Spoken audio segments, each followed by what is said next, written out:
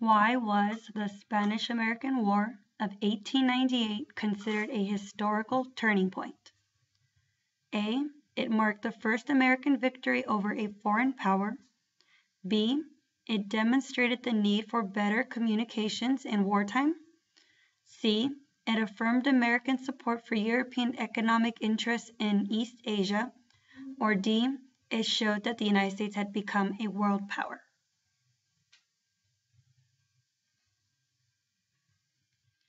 Two, how did the actions of Henry Cabot Lodge help to move the United States into a position of world power? A. As President of the United States, he recognized Panamanian rebels and obtained control of territory for building the Panama Canal. B. As President of the Naval War College, he showed American leaders the importance of obtaining colonies for naval bases, increasing overseas trade, and building a canal in Central America. C. As the Secretary of State during the Spanish-American War, he persuaded President McKinley to annex territories from Spain. Or D. As leader of the majority party in the Senate, he persuaded other senators to agree to U.S. acquisition of overseas territories as colonies.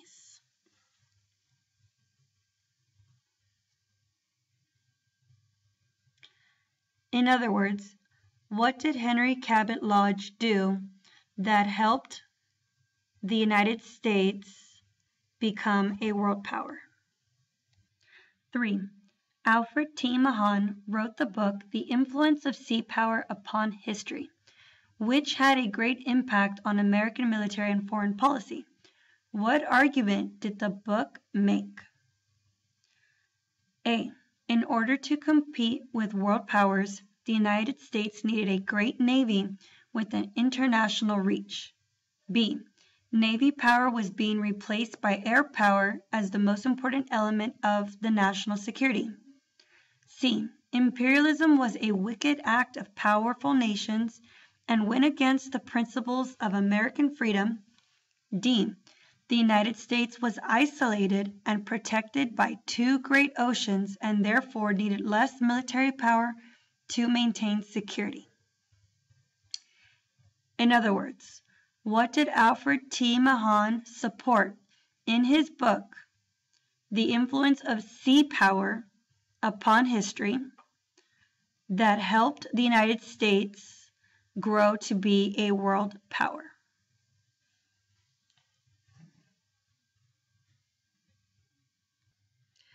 Which of the following events caused intense public pressure on President Woodrow Wilson to ask for a declaration of war on the Central Powers, the bad guys? A. Pancho Villa raided Columbus, New Mexico, and killed 17 Americans. B. Germany violated Belgium neutrality when it invaded France in 1914. C. Mexican officials arrested U.S. sailors in Tampico, Mexico. Or D. The Zimmerman Note offered a German alliance with Mexico against the U.S. In other words, what was one of the reasons why President Woodrow Wilson wanted to declare war on Germany? Number 5. Let's look at the political cartoon carefully. First, look for a title.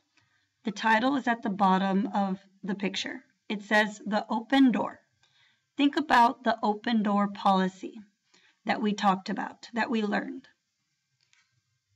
This cartoon shows that this is China.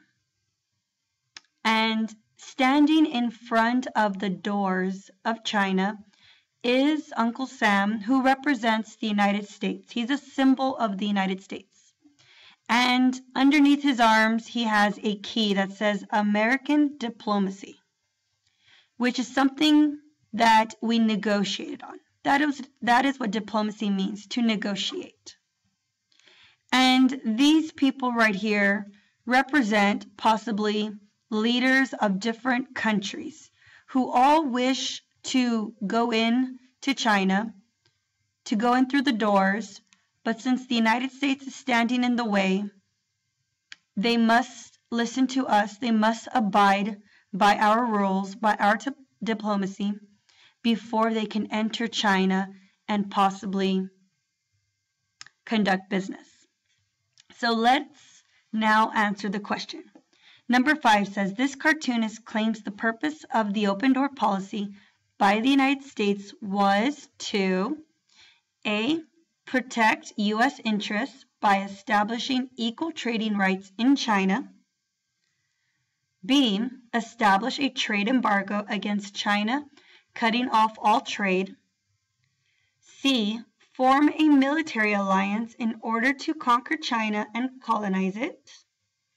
Or D. Encourage African nations to establish exclusive trade zones.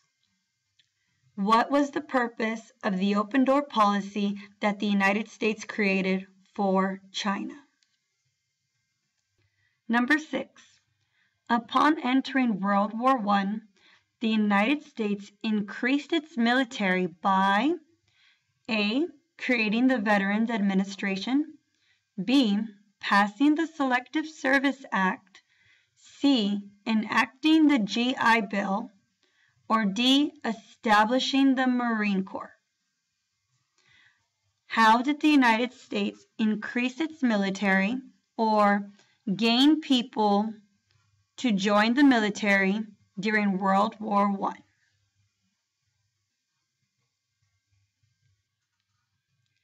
Number 7. To which of the following does this political cartoon refer? Let's take a look at this political cartoon. Analyze every single part of it. And always check for a title or a caption. A caption is a small description that tells us what the image is about. Right here it says, in this cartoon, the news reaches Bogota. President Theodore Roosevelt is shown shoveling dirt over Bogota, the capital of Colombia. Backing President Roosevelt are naval ships, which has a lot to do with Theodore Roosevelt's policy, his big stick policy, in which he always used military force to be diplomatic, to negotiate on things that he wanted. So now let's answer the question. To which of the following does this political cartoon refer? A. Congressional reluctance to appropriate sufficient funds to build the Panama Canal. B. The obstacles that the geography of Panama pose to the construction of a canal. C. A congressional debate over whether construction of the canal would be useful to U.S. national security. Or D. Roosevelt's decision to help Panamanian rebels against Colombia in exchange for the canal zone. Which is true about how the United States obtained the construction of a canal in Panama? Number 8. Which overseas action most clearly illustrated the use of the Roosevelt corollary to the Monroe Doctrine? A. The purchase of Alaska from Russia for $7.2 million. B. The declaration of war against Spain in 1898. C. Using the U.S. military to prevent European involvement in the Americas. Or D. The annexation of the Hawaiian Islands as part of the United States. Think about the Monroe Doctrine. The Monroe Doctrine was a statement that threatened European countries to stay out of the Americas. The Roosevelt corollary added on to the Monroe Doctrine and stated that we would enforce the Monroe Doctrine a certain way. And if European powers chose not to follow the Monroe Doctrine, then Roosevelt would use something in order to threaten European powers. Number 9. Which of the following arguments was used in favor of these changes? Let's look at this timeline carefully. Right here in 1898, of April through August, the United States fights the Spanish-American War. The same year, in July of 1898, Congress votes to annex Hawaii. By 1899, or right before 1899, in December of 1898, the United States acquires Puerto Rico, Guam, and the Philippines by the Treaty of Paris. Skip over to 1904, and it says that the United States acquires control of the Panama Canal Zone. So which of these arguments was used in favor of these changes?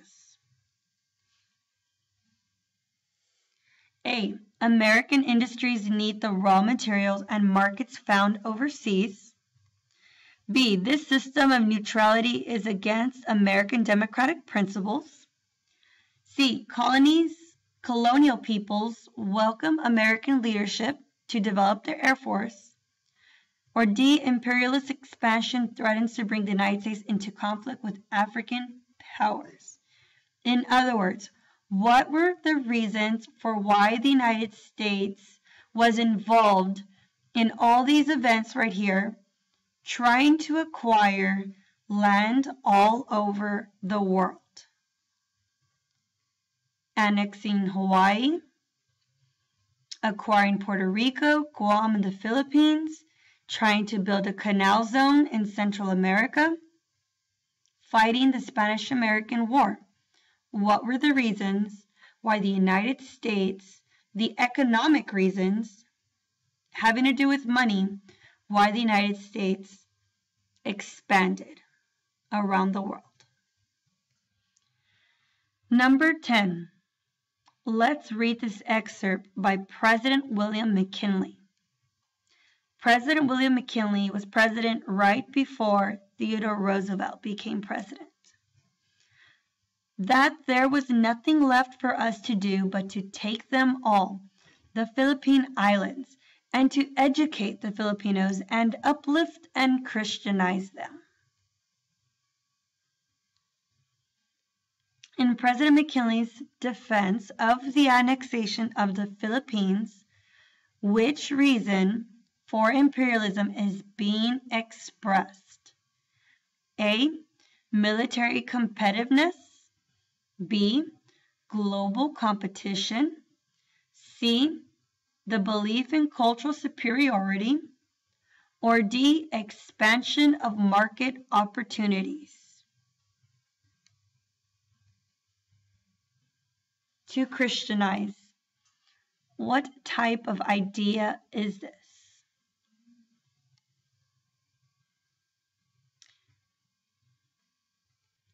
Number 11.